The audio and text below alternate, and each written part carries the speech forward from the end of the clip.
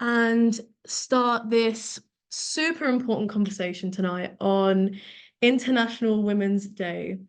It goes without saying that people who identify with being a women or femme or genderqueer have always been the backbone of social change.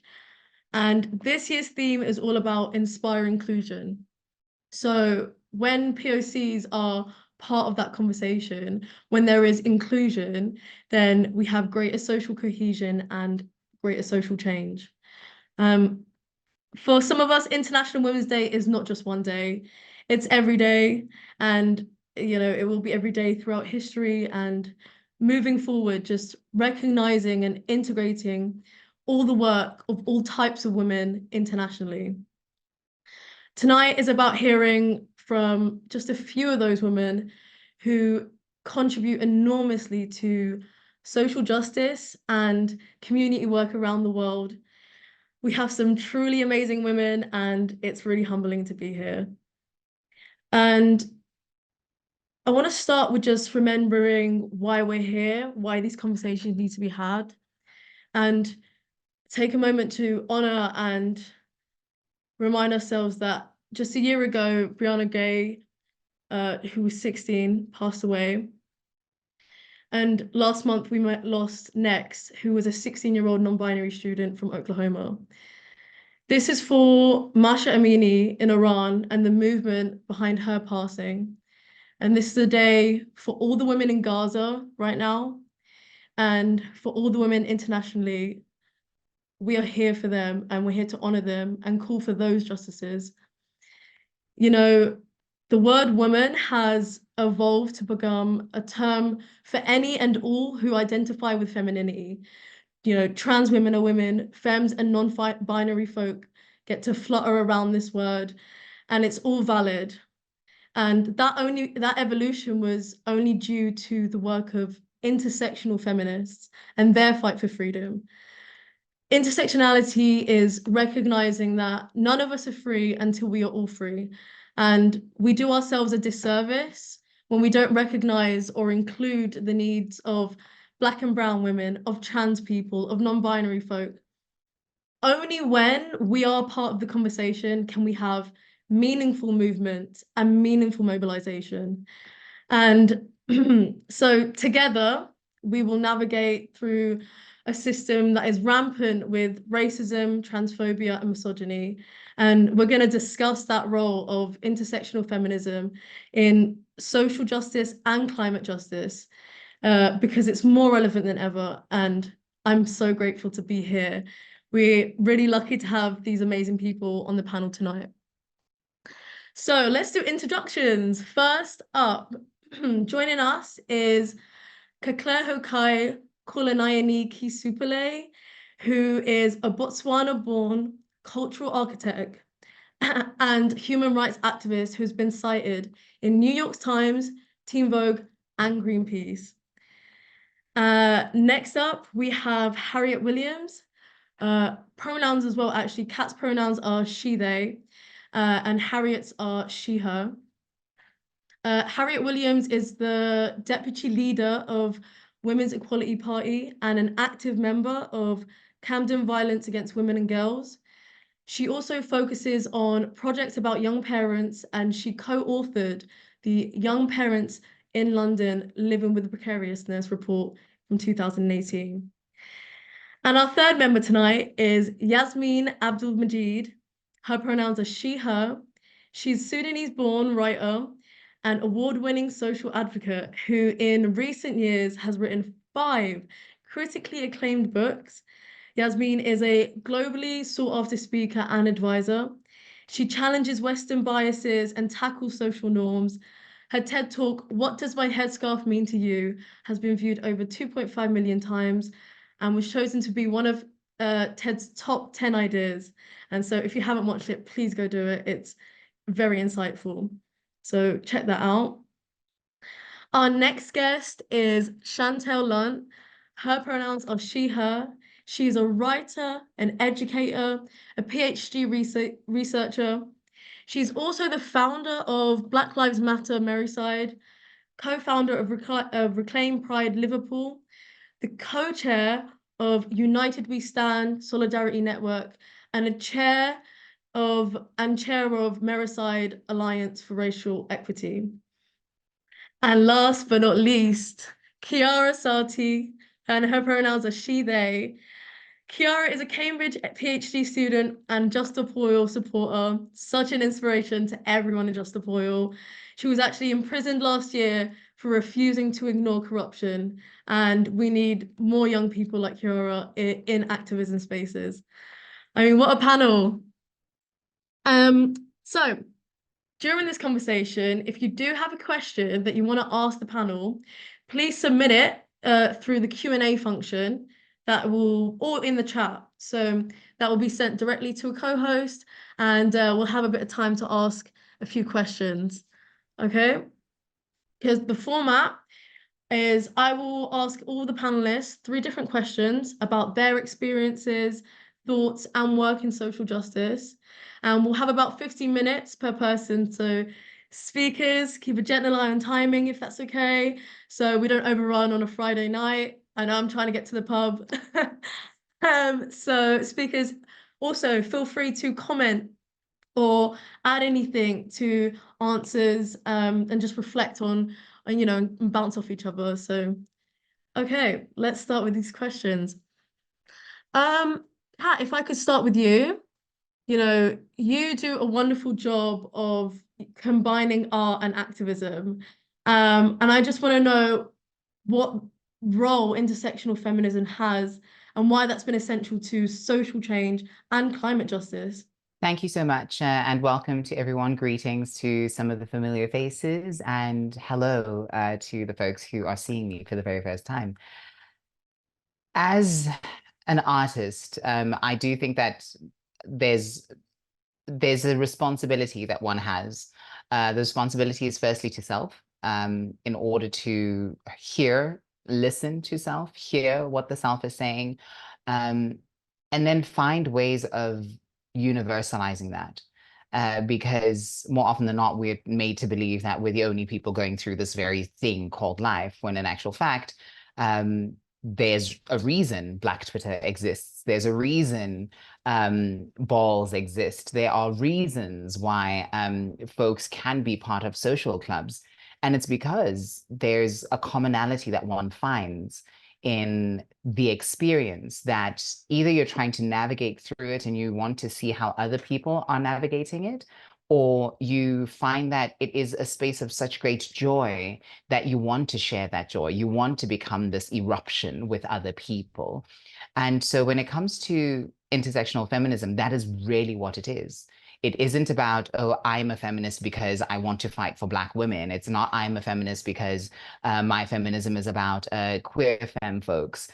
Or I'm a feminist because I want to populate the academy. And so the way that I'm going to be a little bit more radical or present is by producing these prolific works that will then go on to be read alongside the likes of Audre Lorde and Maya Angelou and Toni Morrison. If that's your kind of intervention, then that's your intervention. But at the end of the day, you can't say to somebody, twerking is not a form of feminist radical activism, because that person is saying, why can't I have the bodily autonomy to say I can do with my jiggly butt what I want to do with my jiggly butt?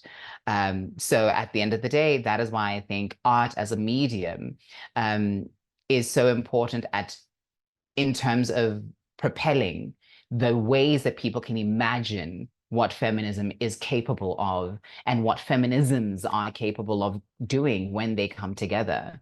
Wow, that was a very powerful answer. Just the joy in that, and that the idea of spreading that joy. Yassmin, if I could pass to you, and maybe you can comment a little bit as well, like intersectionality isn't an option for women of color or trans people, So can you expand a little bit on how intersectional feminism is essential for social justice as well? Thanks, Hanan, and thank you all for joining us this evening. It's a genuine pleasure for me to be on the virtual stage with such wonderful folks.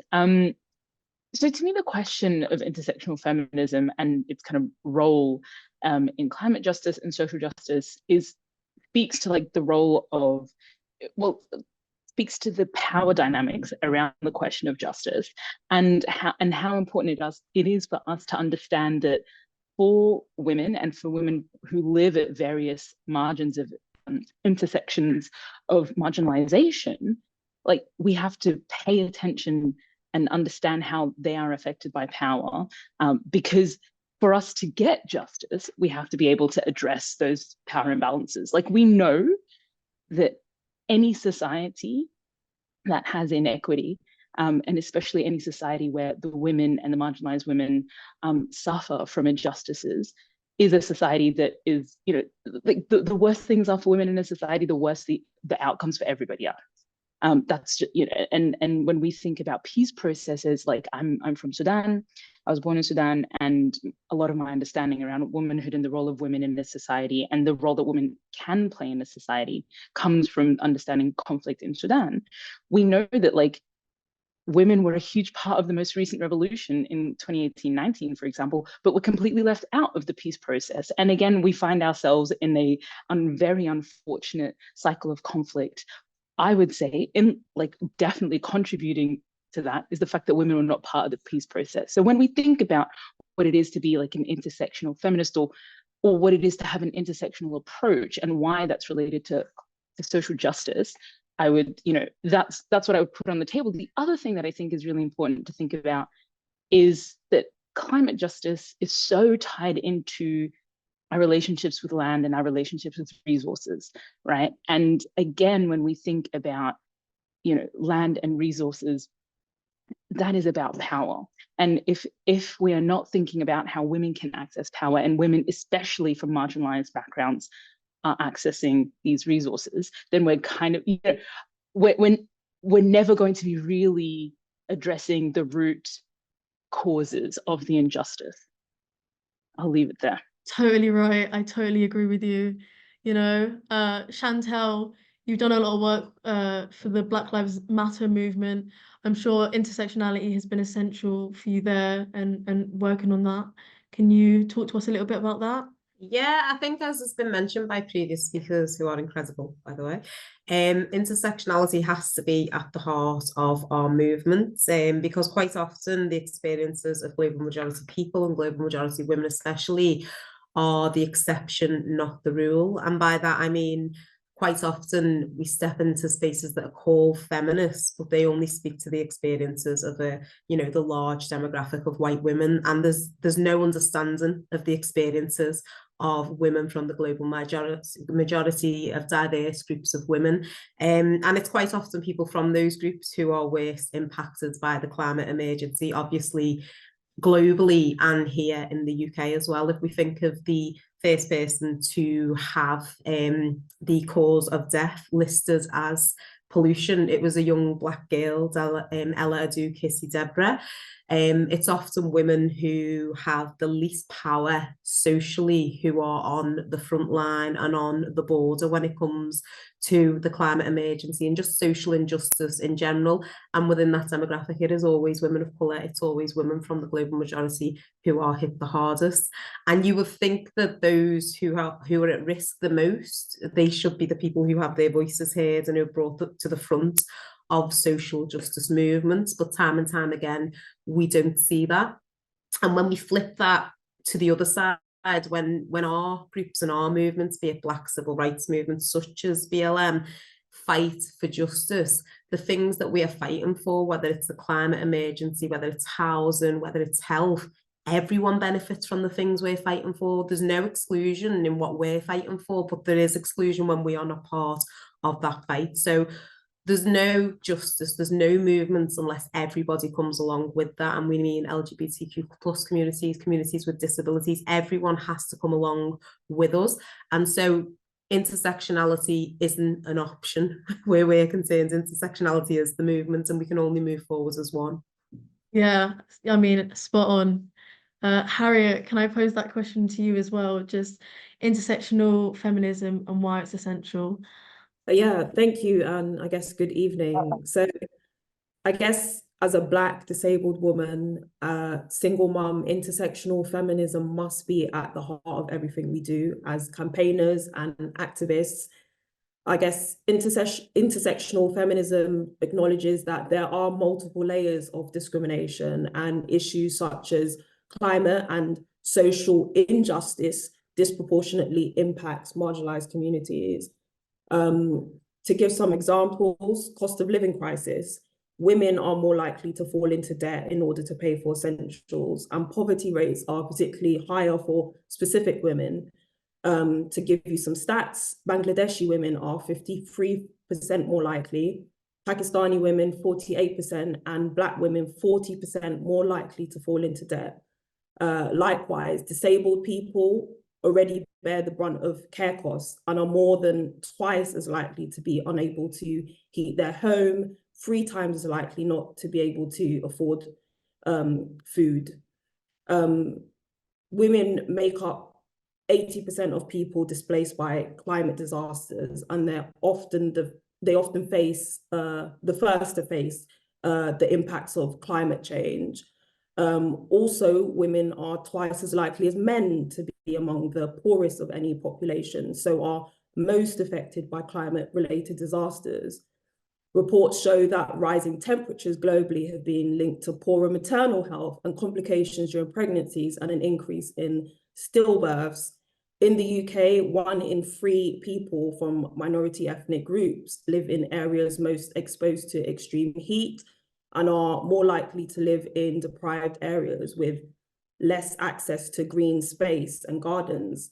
So I guess what I would say is it is really critical to the work we are all continuing to do in solidarity. Yeah, it's baffling, isn't it, that at those statistics, those really sobering statistics, and still we're not at the heart of social change, and it's like those voices are suppressed or invalidated. Kiara, can I ask you the same thing? How is intersectional feminism essential to you in your fight for climate justice and social justice? Yeah, thank you so much for having me on this panel, and I'll try my best to follow up after really fantastic speakers.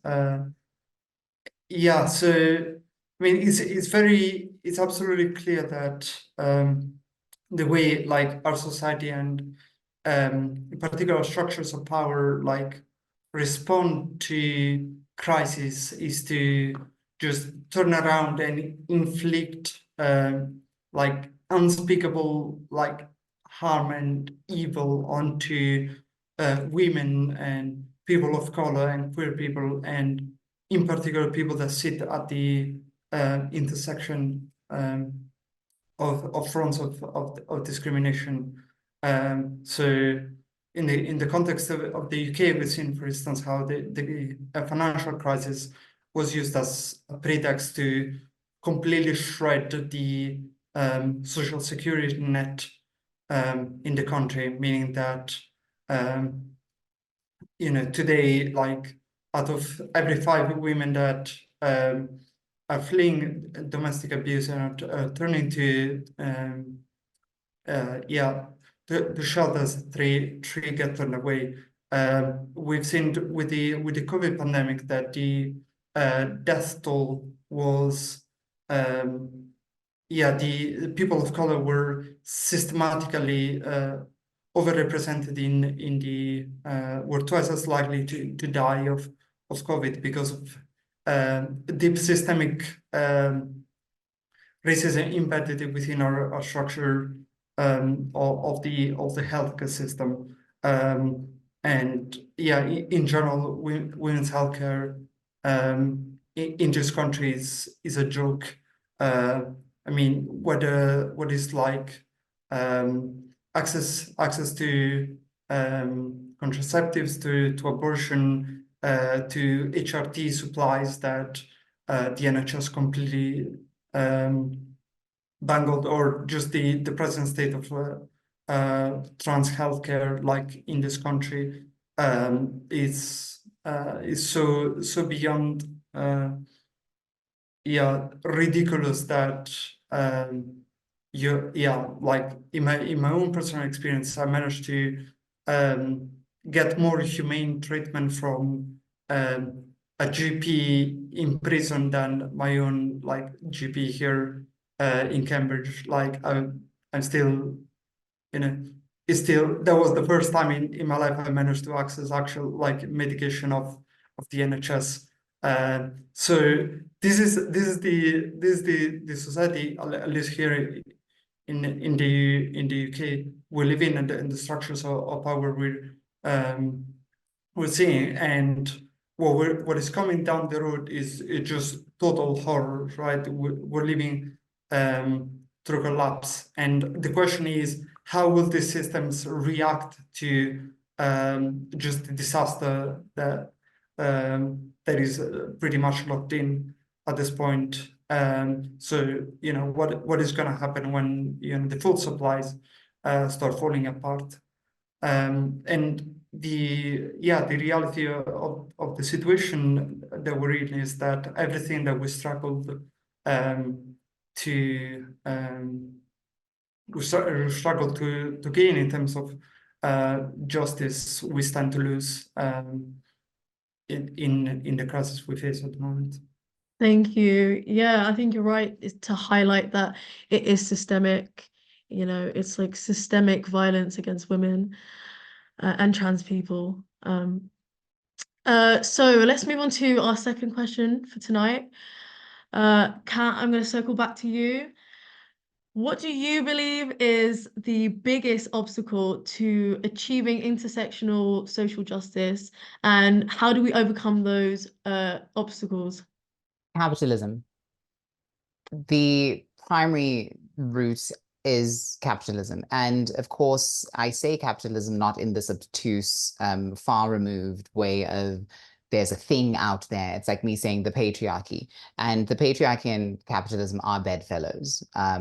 The saddest thing for me in the work that I do in terms of trying to get people to social justice for themselves is saying, is this system that you think is protecting you actually working for you?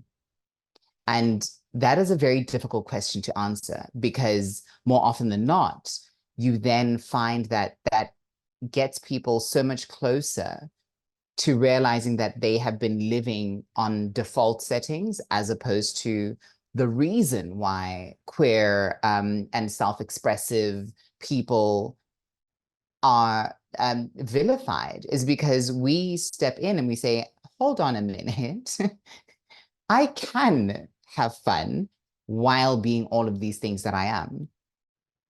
And then it's a thing of like, oh, but why can you have fun? You're supposed to be oppressed. So live in the oppression. How dare you not be as oppressed as I need you to be oppressed? How dare you have a life better than I do? And so that becomes the root of the problem, where you can't find a way of linking with other folks who are still suffering the same systems. So it's more often than not comical that in the time that I have been around, the term TERF has gone from just being an acronym to being a full personality that people adopt. And I'm just like, babe, you can do so many other things. You could aspire to fly by yourself. Not even in an airplane. You could try and defy gravity, but you choose this. You choose this violence towards people who really don't know that you exist until you put yourself into their orbit. Don't do that. We know what happens when things go into the orbit of planets or things that have much greater power. They get decimated. And of course they think they've got, power in numbers. But of course, at the end of the day, joy, and we say this all the time, and I think a lot of people think it's just a great thing for, a motivational poster in your bathroom or on a t-shirt, but love really always wins. And even if it wins going up or going down in flames, it wins.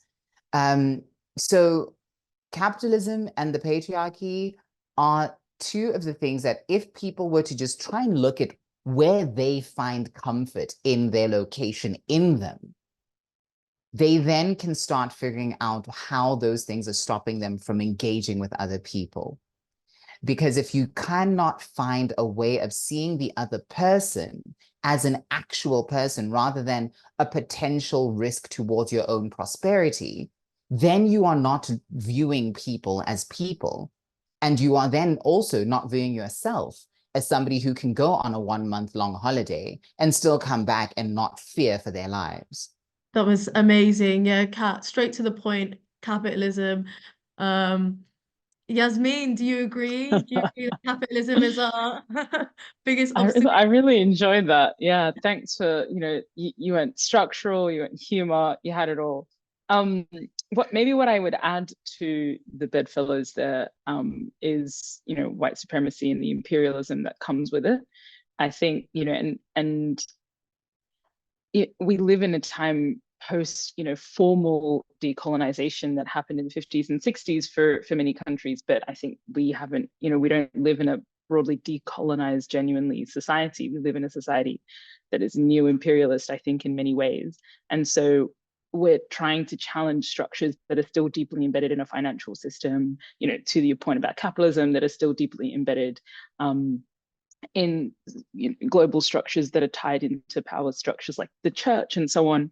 So I think the institution of the church rather than individual faith systems.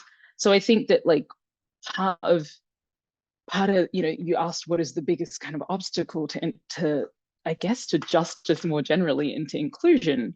I think trying to do things on a day-to-day while also working within systems that are completely geared against us. I think you don't have to be somebody who is an activist to understand that things don't seem to be geared towards your everyday person experiencing the world with ease or with joy. I don't think that that's how people experience the world, and that's because that's not how the world is set up. And we understand this.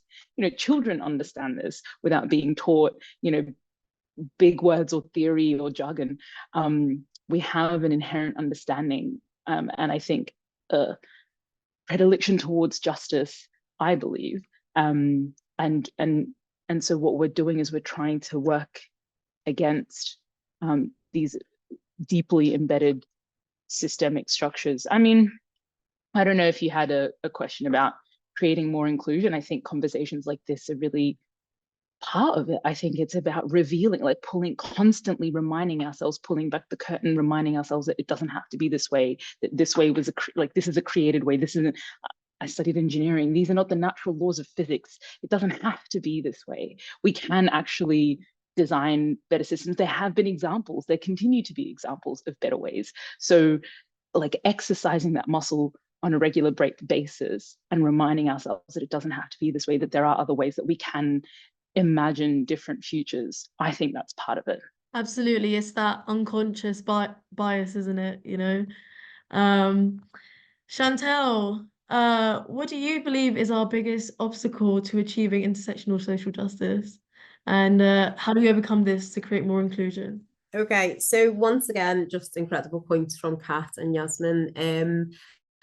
Absolutely agree, definitely capitalism and the patriarchy, but I think a huge problem we have at the moment is people allowing their anger to be misdirected.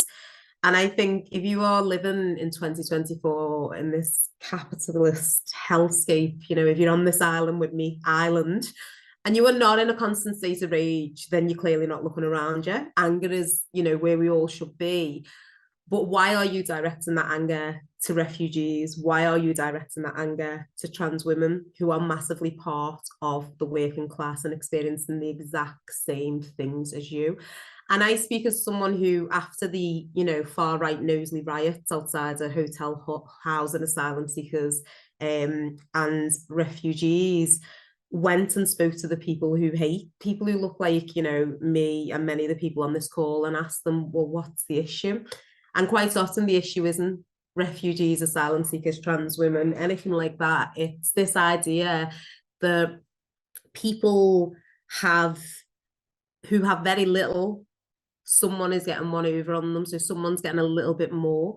And all of those things come from a governmental level. You shouldn't be stood outside a hotel, you should be stood outside Parliament.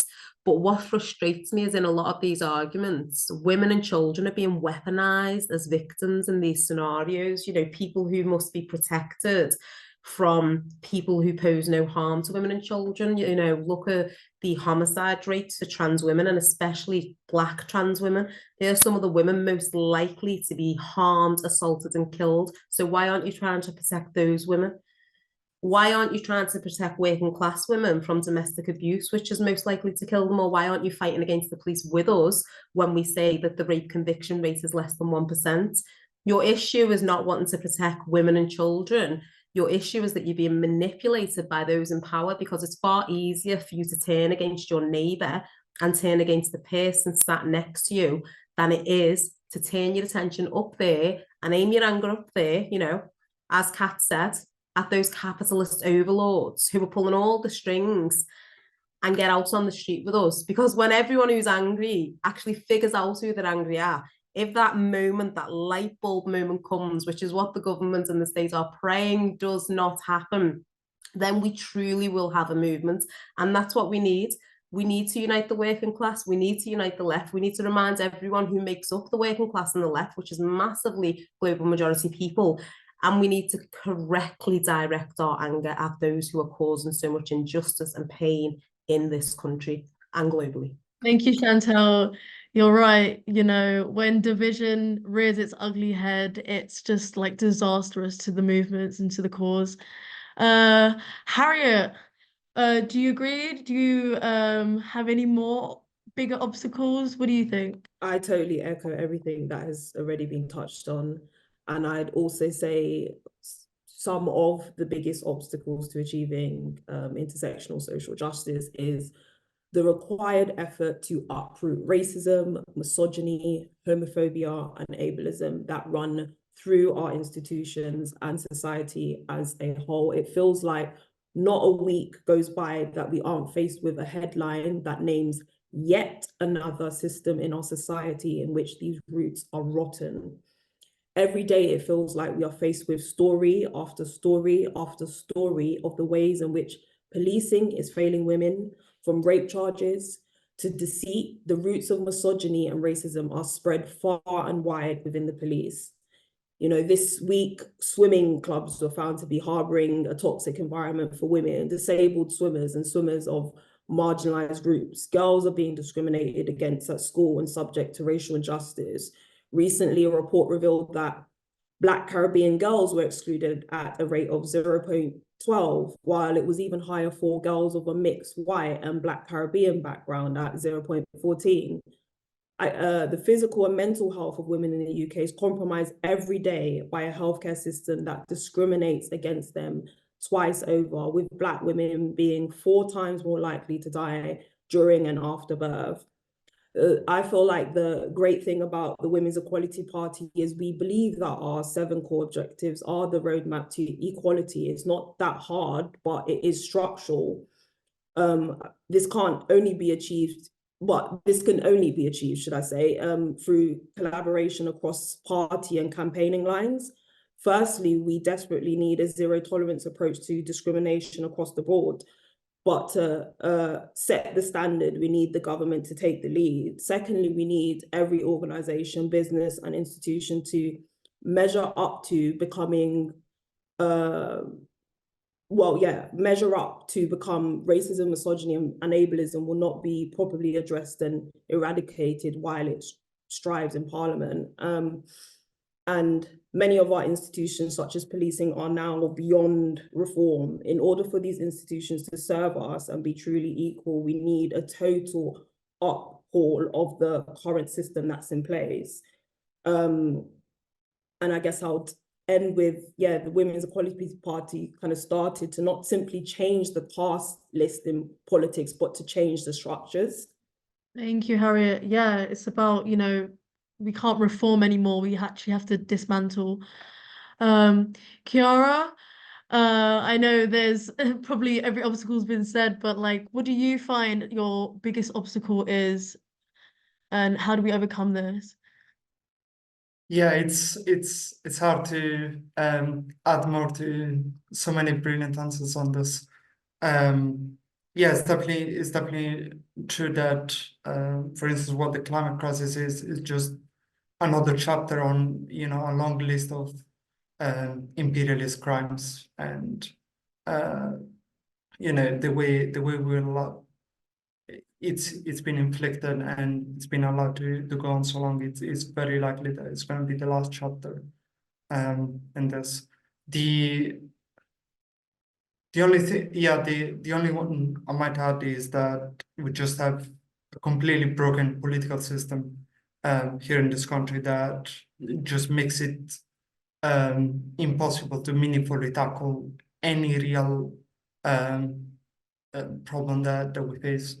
In a sense, the system is working exactly as intended, and as a consequence of that is driving us off a cliff. So we really ought to have a meaningful conversation, just the immediacy of the situation that we're in, and the immediacy of the struggle that is going to take to get anywhere out of this mess in any way, shape, or form. And to me, the answer to this looks like civil resistance. So we really need to come together and engage in non-violent civil resistance. So we need strikes, we need economic non-cooperation, we need roadblocks, and I don't think just about is necessarily the definite chapter on it, but it's a glimmer of sort of what we need. Yeah, thanks. You're right. And on that note, I'm actually gonna pass the question back to you, Kiara, because on our final question, like, what advice would you give for people who are beginning to engage with social activism, or young people, and, you know, getting involved in civil resistance? I would say basically know what you're not willing to sacrifice, and like, and get to that from a place of like know what's your deal, what you're about, what are, you know, your values, and then be very clear on what you're not willing to sacrifice. So you know, I'm personally not willing to get deported from this country, right? There are some things I could do that will get me deported, and the state is ramping up repression every day, so that window is like narrowing really rapidly. But that means there's a bunch of other things I'm very much willing to give up. Like, I don't terribly care that, you know, I'm not gonna have a free weekend in the next 2 months, right? That can go out of the window as far as I care, because there's no, you know, that's not where my line is at, basically. And you can set in various places, and you can revisit every once in a while, but you need to be clear with yourself, like, where you draw that, basically. Yeah, thank you. You're right. It's knowing boundaries in activism is super important, and regenerating, and, you know, making sure you don't burn out or anything like that. Harriet, what advice would you give for people that are starting out in social activism? Okay, yeah, I guess a bit of a story time. So firstly, I'd stop using the words activism and politics. As a young person, I was deemed as politically disengaged, being quite misunderstood at school, I'd say, and later becoming pregnant at 17 with my daughter. I thought politics and activism were for the smart girls who studied foreign policy and international relations as a degree, not for people like me. And I wish someone would have just said that politics is just what matters to you, what's important to me, and actually challenged my disruption towards changes that I wanted to see. I didn't have any formal training, I'm sure you can tell, but after having a quite traumatic birth and being in the statistics of being nearly 5 times more likely to die giving birth to my daughter, I started to share my story online. And initially, I thought I was kind of talking to myself, as I kind of normally do, but I quickly began to hear from other young parents who reached out to me because they were facing similar discriminations that I was talking about. And then I found it quite hard to return to work or study, despite being a degree holder, because I was a single mom, and childcare was too expensive. Well, is too expensive still, unfortunately. So this kind of increased my passion regarding everything that was just wrong with the system. So I began to talk more broadly on the topics I felt were important. So eventually my audience grew, and then I was being introduced to organizations, people, trailblazers that also wanted to see changes. And I realized I wasn't the only one. So I'd say, I'd leave with saying, find your voice, follow your passion, and create your tribe. Thanks for that great advice, Harriet. Yeah, that's so important. Chantelle, do you have any advice for, people who are beginning to engage, especially young people? Yeah, and I've been thinking about this a lot recently. I think it would be hold on to hope and please visualize the world that we are fighting for. I often think about how many pieces of legislation and how much social change had to happen for a woman like me to even sit in a space like the space I'm sitting in today, to have a job, to be able to vote, to be able to be free as a person. About 6 pieces of legislation over 150 years had to pass just for me to hold this space. And each piece of legislation people said was impossible to pass. Women couldn't vote, Black people couldn't be free, people couldn't work together. There were all these things that were impossible until one day actually they were possible. But the thing that made those possible was not just the law passing. It was the social movement, it was the women's social movement, it was the Black civil rights movement, it was the LGBTQ plus movement. Those movements made those things possible so that we can hold space today. And while we're in nowhere near a perfect world, we can make it possible. We can continue to fight for the world that we want to see, whether that be in the climate emergency, whether that be relating to civil rights or anything that you are passionate about. But the main way that you're going to do that is connect to people who are already part of those movements. Find your tribe. Activism has never been so popular. Find your, online community, your physical community. Just connect with other people.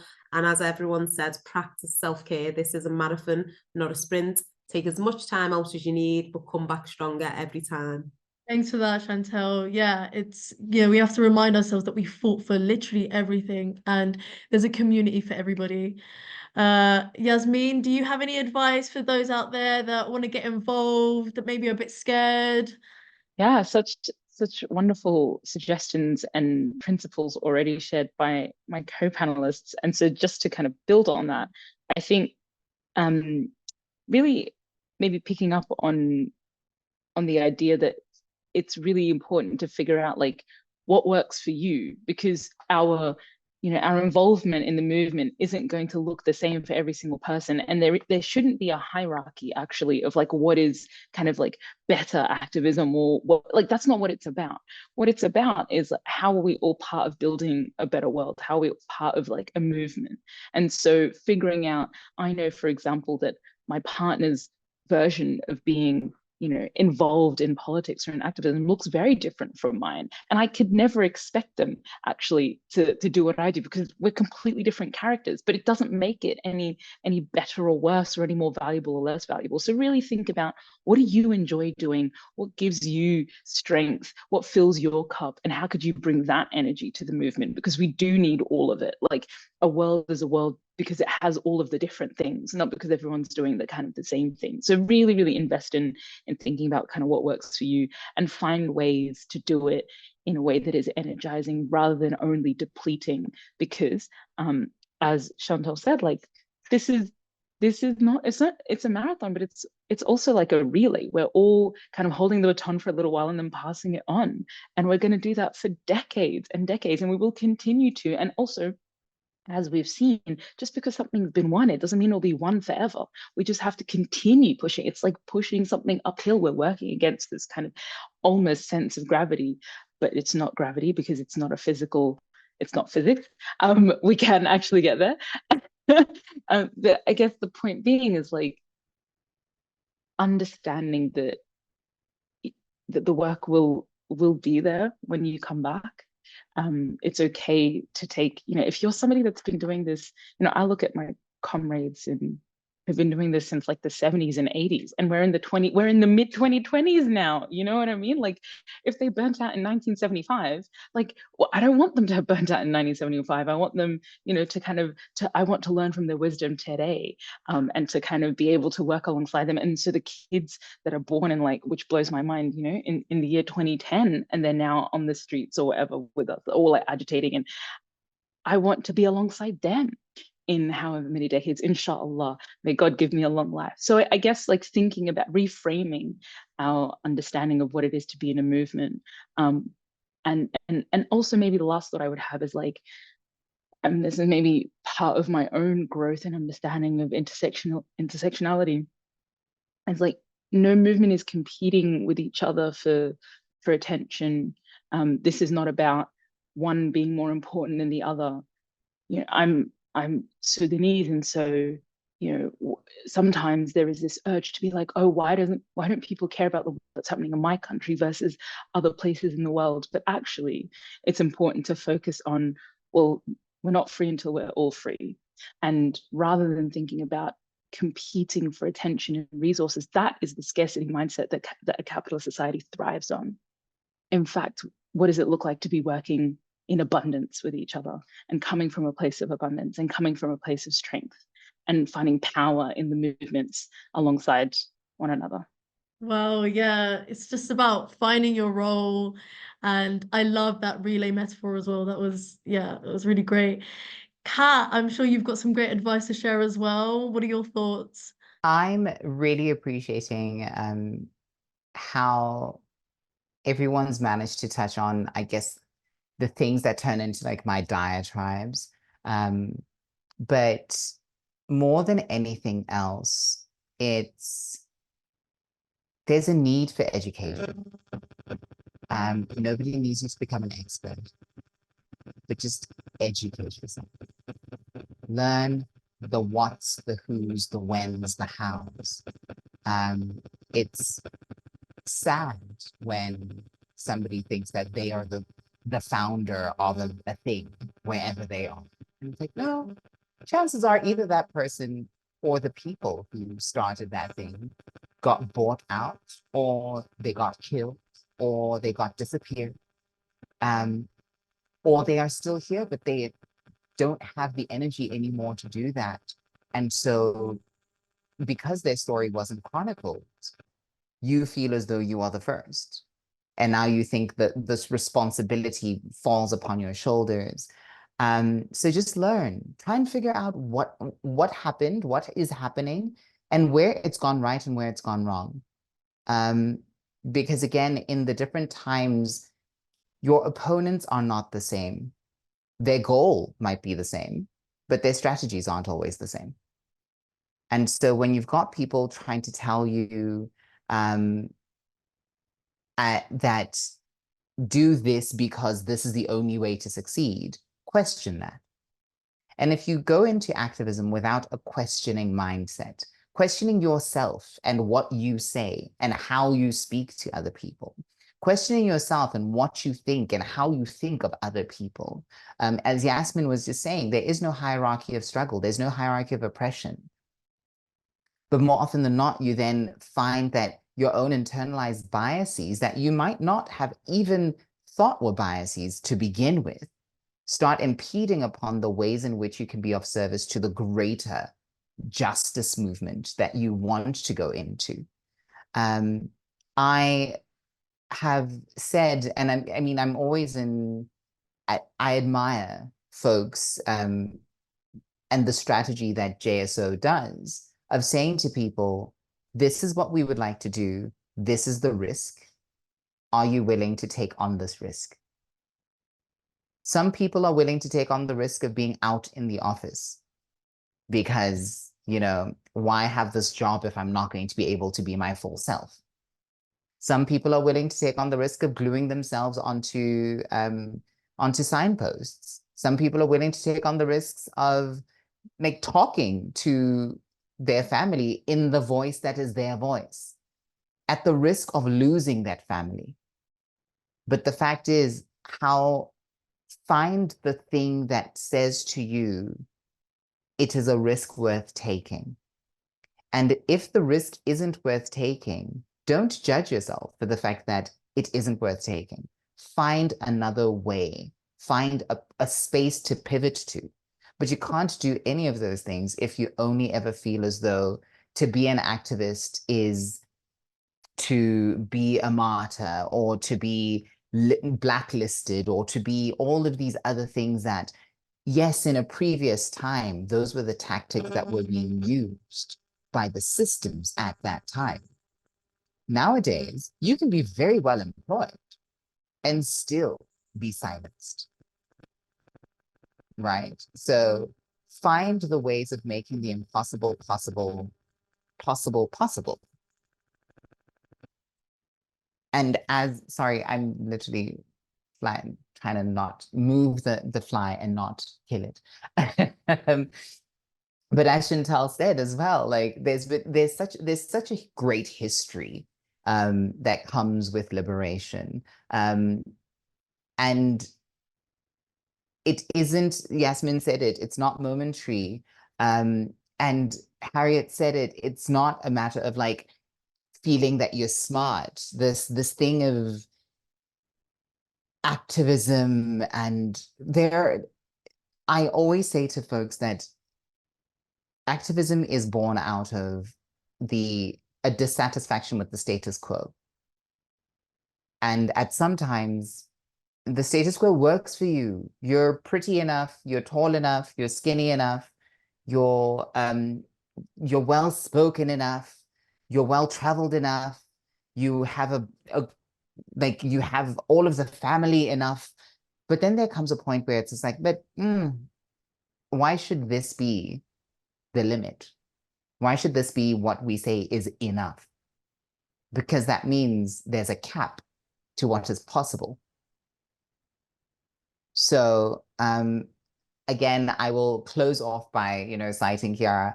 Kiara's part of those the group of people who enable, but also remind folks like me, who then, sit we do the high level diplomacy in the shadows.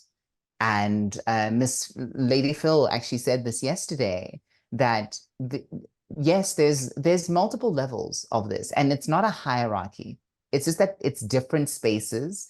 And some people are just much better at schmoozing a president so that they can change a law. Some people are really much better at speaking to a politician. Some people are better at talking to a police officer. Some people are better at talking to kids. Some people are just much better at saying, you know what, go ahead, try and offend me. But find your strength. And when you've found that strength, sit in it and find what feeds it, but still educate yourself.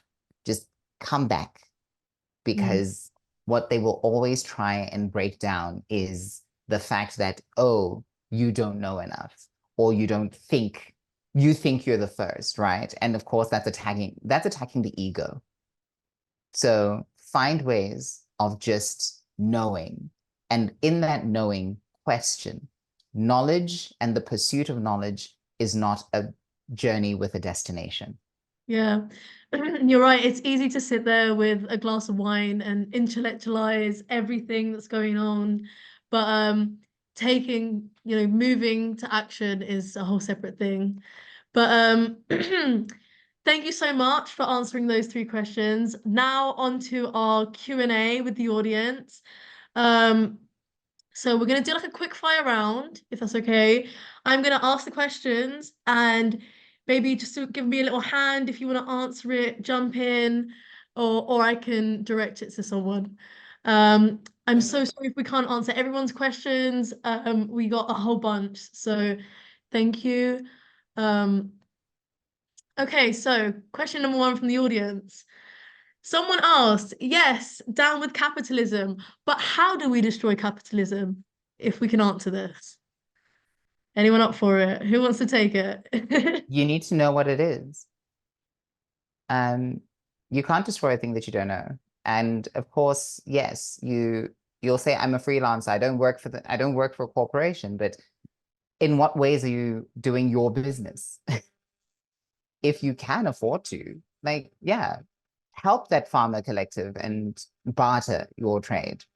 And it might not, you'll have a whole lot of, like, you'll have eggs and vegetables and you can make a good meal, but you won't be able to buy that plane ticket to go on holiday. But is that not the thing that you wanted? You wanted to be able to be of assistance and feed yourself. So if you've got the sustenance, move. Yeah. Anyone Find out the ways of like fixing that system. Yeah. Right. Anyone want to I add to think, that? well, yeah, building on that, I think like finding the ways in which you can try doing things differently is it can be kind of scary, but also kind of liberating. Like, for example, people like reimagining our ideas around, do we need to own property? Why do I want to buy a house? Can I think about alternative ways of, a relationship with the place that I live?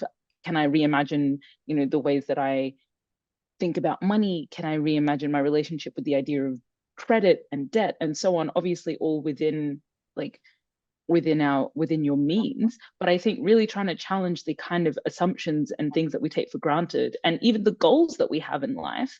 I know for me, the idea of buying a house is something that firstly, it's not, this is a very theoretical conversation. So like it's obviously much easier to have a position on something when it's not really a reality, right? But like really questioning, do I, like it's not like I have the hundreds of thousands of pounds here sitting and being like, well, I'm not going to buy the house now. But, really interrogating our ideas of our relationship with things like property and so on. I'm trying to challenge that, I think, even in our own circles. And I know this is not like fully taking down capitalism, like this is at a very, very small level, but asking the people, like really challenging the people around us on some of these kind of core ideas that we take for granted, or that we think, well, there's no other way of doing it. That would be one kind of thought. I read this article about like how we're pretty much going to have to cut our addiction to work to make any progress and to have any sort Oh of no, that's far too difficult, Hanan. What am I going to do with my time? Give me a sofa and like I'll be out. Are we addicted to work, or are we backed into a corner where we're forced to work like 60 hours a week to survive? No, I you're would right. cut that. Just give me some money to live. But that's still being within the capitalist well. system. You know Oh, what? no. That's such a good point, Chantelle. I was like, do I really love working this much, or is it just I like being able to pay my rent? I don't know. Rent.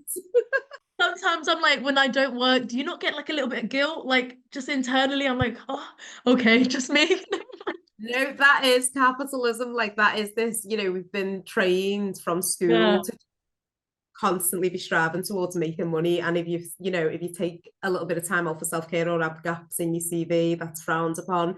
But that's all part of, the wider culture of capitalism, where your values just related to your output as, a little worker bee. So yeah, we need to overhaul our mindsets while we're at it. For sure. Our second question from the audience is actually for Kiara. What can others do to support you as a transgender activist? Let's see how to answer this one. I would say go talk with your weird uncle, or with your friends, or with your co-workers that maybe I don't quite see it your same way politically, but because if you don't talk with them and sort of poke at what's actually what do they actually think weird stuff about trans people, immigrants, um you know whatever the cultural thing of the day is, really get to the root of like why they feel they don't have control over their lives, why they're getting their life is getting worse and worse and worse. Then those are the people that are gonna yeah, like go around, do hate crimes, and turn around and vote for a fascist. So like the situation really couldn't be more serious. And the worst thing that we can do at this moment is to just turn in and just stop, close our ranks, get into this, us versus them mentality, and ending all forms of dialogue with people that don't have our same political inclinations, because yeah, that's basically how yeah, like that's a guarantee recipe for total disaster. So please have those awkward conversations, because otherwise I'm gonna have to have them with them, and I don't want that, basically. Yeah, Kara's scary, so Kat, do you have a perspective on this as well? Ditto. Ditto. Nice. Okay, on to our third question. Amy asked, what is the panel's source of strength in the face of the backlash we are seeing against social justice efforts and those who work for it? Harriet, do you want to take this one? I think it goes back to some of the things that have kind of been mentioned already, just remembering, going back to history, remembering the fight that others have had before us, and really remembering like we're not the first people to do this. Really kind of channeling into what your cause is, what's a important cause to you, and getting that strength, leaning on your tribe as well. And I think it's really hard to kind of do things, well, you shouldn't do things alone. There's so many people in the world apparently, so there are so many people that should have at least some of your same views on something. So I would definitely say find people, or speak to the people that you believe might feel similar to you, and even kind of talk to people that you might think don't feel similar to you, and actually see where they kind of might feel on certain topics, and you might be surprised. I Yeah, actually want to build. Oh, sorry, no, go, Kat. Go. No, mine is very small, is that as much as we talk about finding our tribes, I want to just remind people as well that your tribe doesn't have to be big. Your tribe could just be like 3 people. You could be the Powerpuff Girls, and that's it. And even more than that, it's just like, don't forget to find joy, because really, in the greater scheme of things, we're really so small. We're really so small in the greater scheme of things, and you can't make some people in this room might feel, jarred by this, but activism cannot be a personality trait. True. And I was like, do I feel attacked? No, I'm joking. Can I add one more thing as well to those wonderful answers? And I think to build off Harriet, like having a sense of curiosity about the world, because I think sometimes we feel like we can like halas, I know everything, and we even starting to learn new language. Like I recently started to learn British Sign Language, because I was like, oh wow, there are people around me who speaking a completely different language that I have no idea about, and then all of a sudden you're set into a whole new culture, a whole new world, and I think there's something so humbling and so joyful about like that sense of curiosity, that learning, that reminder of how small you are, in like a nice way. It's like when you look at the stars and you're like, wow, we really are just a tiny speck on a tiny rock. Yeah, I totally agree. Yeah, I also have that same like curiosity when other people have different like cultures, or I'm like obsessed with accents. I love Yassmin, you've got an Australian accent and I'm like obsessed with it. I'm trying so hard to get rid of it. I'm really trying. Don't ever. Okay, next question. This one's actually for Kat. Do you ever do virtual tours like the writing tour and the workshop that was in London in March? Oh no, it's about to happen. It wasn't in March. It is in March. Oh, So sorry. Making it the first week. it is in March. I do have a talk. Well, I'm doing a tour and workshop on the 24th of March. I do work when people ask me to do it. So if you can't have me there, and we've got this great thing called the internet that has its bright sides. If you need me, if you want me, drop me a line. My website is available. And yeah, done with capitalism. Just, buy me dinner the next time you see me. We'll be good. Not for everyone. I know this is going on YouTube. So yeah, I do virtual engagements. I am open to them. It just means making sure that it works with my schedule. Amazing. Okay, well, 24th of March, folks, you heard it. Head on down. If you're in London, please come through. We will be teaching some queer history as well as, queer and decolonial history, and then looking at self-ethnographies through performance texts. Amazing. Okay, so we're going to do our final question. Feel free, anyone, to answer this. So, who would you say was one of your greatest inspirations in your work? Janet Jackson. Period. Well, I think everyone can answer this actually. So my mum, my foster mum, so she passed away now, but she was just she's the reason why I think anything is possible, because she raised loads of children, loads of young women who went on to be incredible. And she did it all on her own in an area where less than 0.1% of us were Black.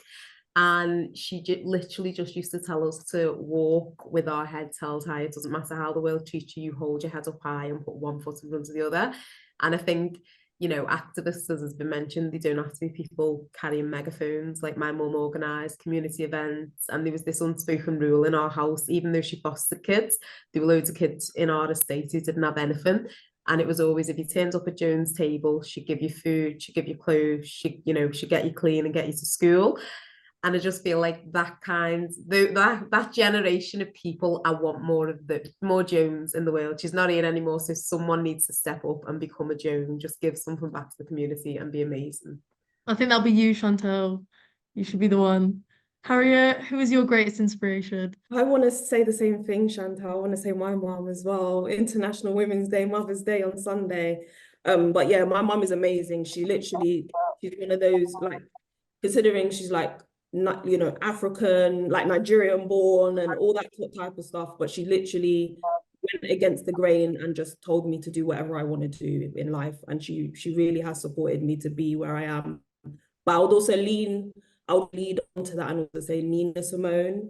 I feel like such an exceptional woman, all about obviously contributions in relation to her music, but activism and advocate for civil rights and social justice. And if anyone hasn't watched her documentary, I'll definitely say find some time. It's on Netflix. Well, it was at some point, but such an amazing documentary that I've watched several times. Thank you. Kiara?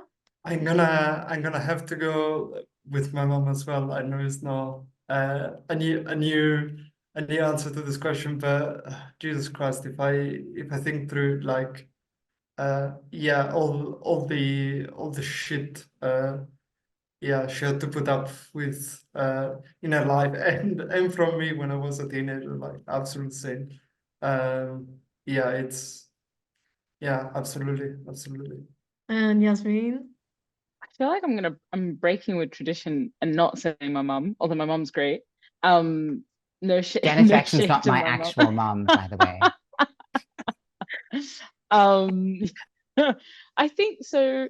I mean, the names that come to mind, as a writer, James Baldwin is a name that really is high up in my mind for his incisiveness and his ability to render worlds with words.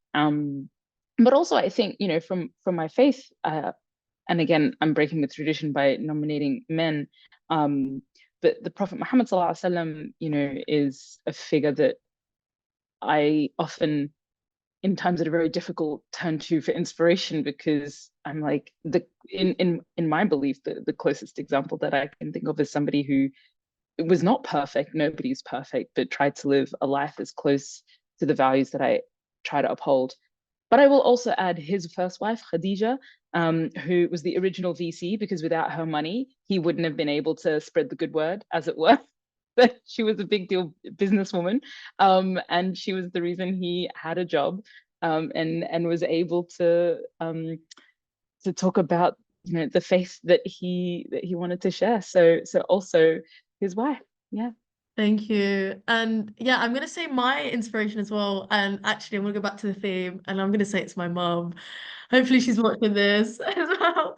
But no, my mum, yeah, she raised me by herself.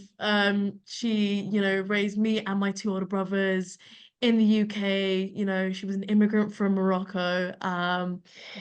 And I wasn't the easiest child.